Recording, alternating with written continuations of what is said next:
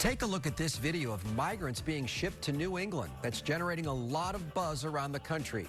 On WFTV tonight, we're asking why the state of Florida paid the bill, even though those migrants were picked up in Texas. Coming up next. Orlando dive teams in the water after lightning struck a boat at a rowing club. What we know about the people inside it coming up. Heavy rain continues close to home with the stalled out front, and I'm watching Fiona growing slowly, moving toward the northern islands. Tropical storm advisories have just been posted. I'm updating changes throughout this whole area into the weekend.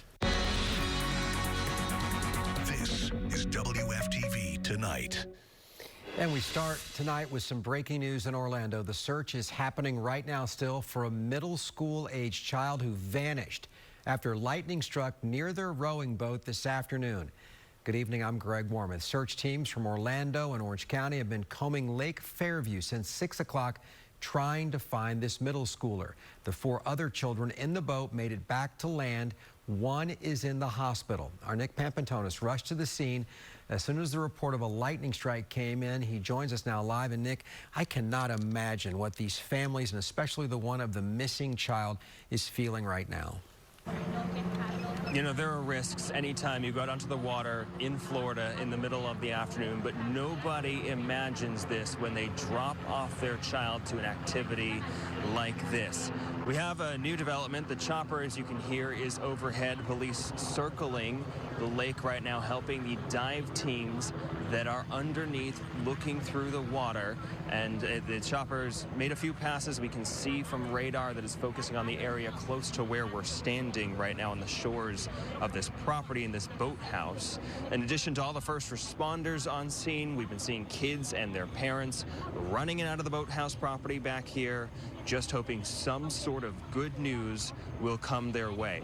All right, Nick, I have covered this sport, followed this sport for years, and the one thing that many of you may be asking, do they have life jackets on? And typically the answer to that question is no. It encumbers them as they're rowing. So we'll find out what other safety precautions they took and what happens again with that missing young man.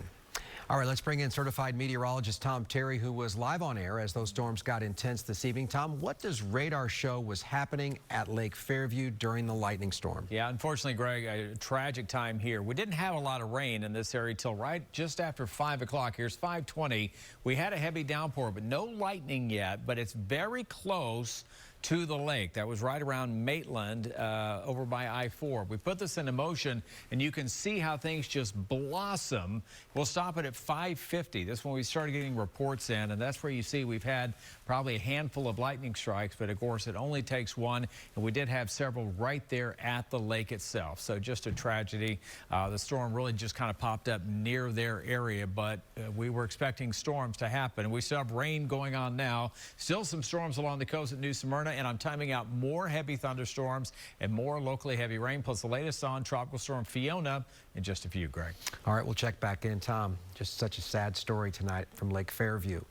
Some Brevard County residents dealing with flooding tonight after days of heavy rain. The video we have here taken on Hall Road on North Merritt Island. The county has used a fixed pump in the neighborhood, but the water is still high tonight. Wednesday night, more than 8.5 inches of rain fell on parts of Merritt Island. Flooding also reported in the Cocoa area. We have so much water, and I just don't know what we're going to, how we're going to deal with it if it rains again tonight and tomorrow again. County tells us it has pumps running on Hall Road and Pine Island Road on Merritt Island, and if necessary, they'll run all weekend.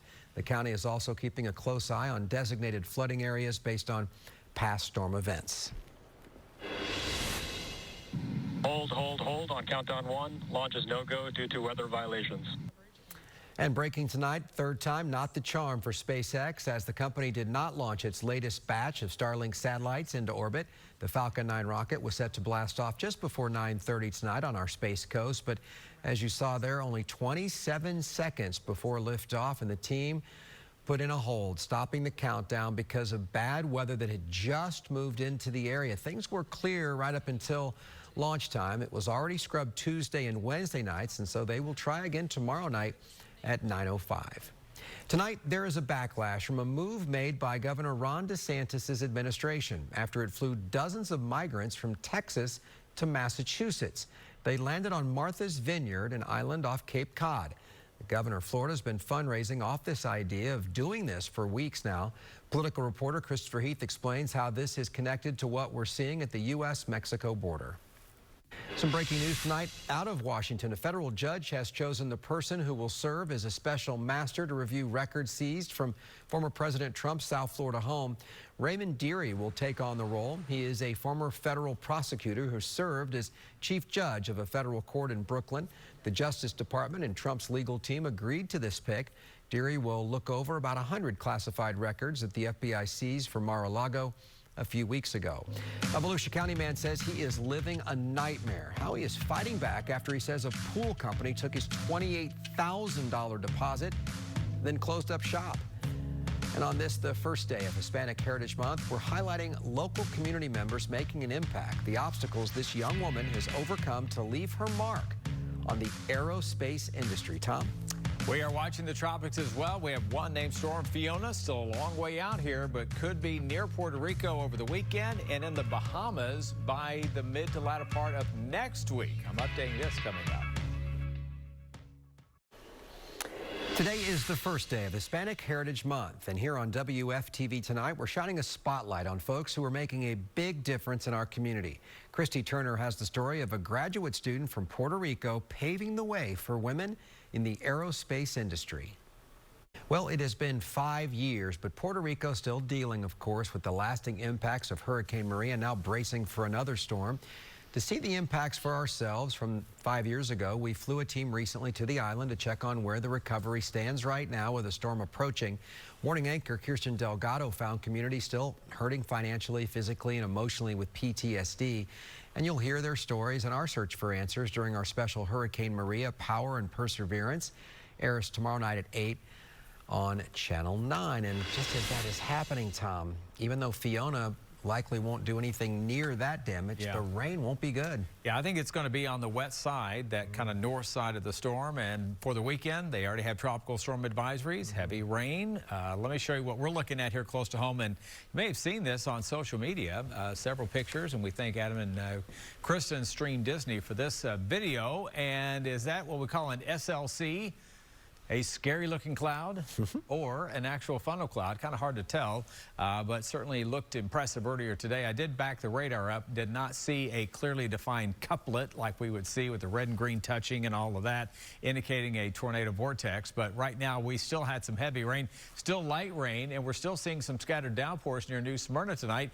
And folks, we are in this pattern through the weekend, okay? Scattered to numerous afternoon storms. Maybe a little bit drier to the north eventually by Sunday, but generally we're not out of the woods yet. And we'll do this again on Sunday as well. Out in the tropics, let's hope we don't have to take a closer look at Fiona nearby, but right now the storm is still relatively disorganized. You would think the storm would be right here, but it's over here. That's a sign that the winds are blowing it downstream. It is sheared, as we say, and usually that means it's not a very healthy system, but still a tropical storm. Still getting rain through here. Tropical storm watches, likely upgrade to warnings here. And the track still generally from Saturday through Sunday brings it south of the island. Then we get toward the big island of Hispaniola. We're going to wait and see if it wants to move up on this more or the flatter eastern side or perhaps just south of the island. But here you can see the track through Tuesday is over here in the central Bahamas. But we are looking at the forecast models. Again, we're still looking more than 7 days down the road. But generally, they keep this system closer to the Bahamas, including the new American GFS. The Euro from this morning is actually over Florida as a tropical storm. But we're still talking a long day down the road. So we're just watching this closely. If it does strengthen faster, it will likely recurve at sea. If it stays weaker, could be an issue toward the end of next week. Watching it closely. We don't need more rain. 7-day forecast. The weekend always in view. That's exactly what we have, though. 70% coverage of rain through Saturday and at least a 60% coverage Sunday, Monday. I'm hoping for a little respite. But watching the tropics, and Brian Shields will have the latest starting at 4:30 on Eyewitness News this morning. Greg? Tom, thank you. The rising cost of rent has been an ongoing problem we've been investigating for months. Coming up at 10:30, details on a judge's recent decision that will let Orange County voters decide how much landlords can raise their rent. And despite shelling out thousands of dollars, a local man says a pool company took his cash and closed up shop. No responses, especially after they were closed. No responses whatsoever. We tried calling. Phones were out of order. We sent a demand letter. It's been signed for. No response. Next, what this man is doing now to fight back and try to get his money back. Download the WFTV weather app. Get a localized forecast from Tom Terry. Just search WFTV. Brought to you by the Law Offices of Attorney Dan Newland. Involved in a car accident? Call me now, 407-888-8000. Live Doppler 9 radar on Channel 9 Eyewitness News. Early warning Doppler 9 radar, 1 million watts of power. I get a complete 360-degree perspective of the storms around the area every 30 seconds. Using advanced technology to give you early warning. The technology behind Severe Weather Center 9 is second to none, and our team of meteorologists knows how to dissect that. During severe weather, trust the latest tools in the hands of the most experienced team. Only on Channel 9 Eyewitness News. See our entire inventory and internet specials at lexusoforlando.com. Every morning, our team makes the most of your time while preparing you for your entire day. Get straightforward and accurate coverage of the big stories from overnight and live coverage of breaking news happening right now. Channel 9 Eyewitness News this morning, tomorrow starting at 4:30 a.m. Doppler 9 radar is driven by Toyota of Orlando and Toyota of Claremont.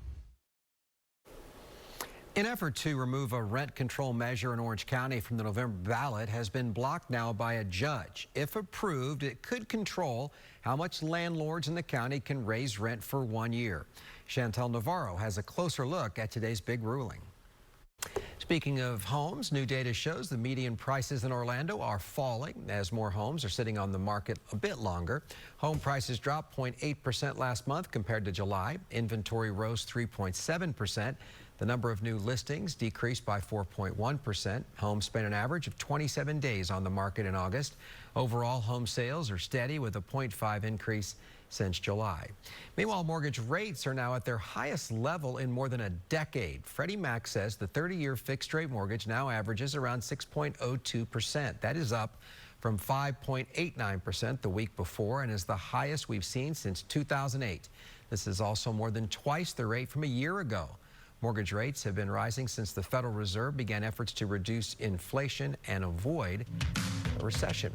Thanks for watching tonight. We'll see you back here tomorrow night. Until then, take care. Enjoy the rest of your Thursday evening. Take care. Watch Eyewitness News from any device with Eyewitness News Livestream, presented by Bogan Munz & Munz. Choose trust. Choose Bogan Munz & Munz.